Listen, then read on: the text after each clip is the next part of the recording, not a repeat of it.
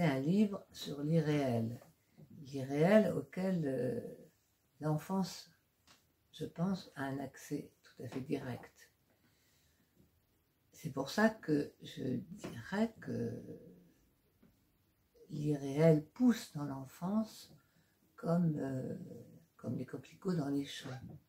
D'ailleurs, le livre s'ouvre sur un champ de coquelicots, un champ qui se transforme par le pinceau du peintre en tableau, à la façon dont le psychanalyste transforme les énoncés du patient en interprétation. L'irréel pousse dans l'enfance et plus tard, parfois l'adulte peut rencontrer des expériences irréelles, ce qui m'est arrivé et que je raconte dans le premier chapitre, qui m'est arrivé un jour, un soir à Venise, sur le pont de l'Académie.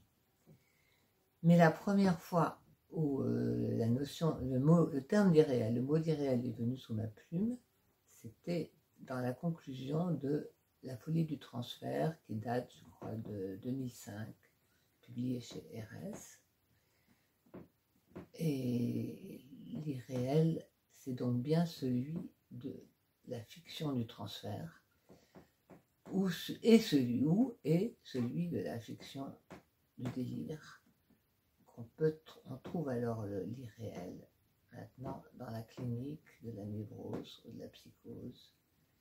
Et c'est de cette façon-là que le livre essaye de le traiter pour en faire une dimension de la psychanalyse qui soit équivalente à celle du réel et du symbolique, et une dimension telle que l'irréel peut pallier parfois au défaut d'imaginaire en permettant au réel et au symbolique de se nouer à trois avec l'irréel. Ce que je montre dans plusieurs exemples, comme celui de Lilith ou celui d'un cas de psychose, qui est une sorte de conversation qui se déroule tout au long du fil du livre.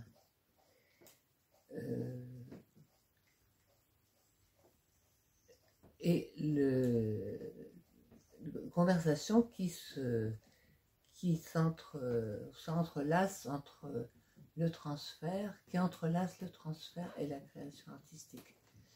On peut dire que comme l'enfance, l'art, l'artiste a un accès assez direct à l'irréel.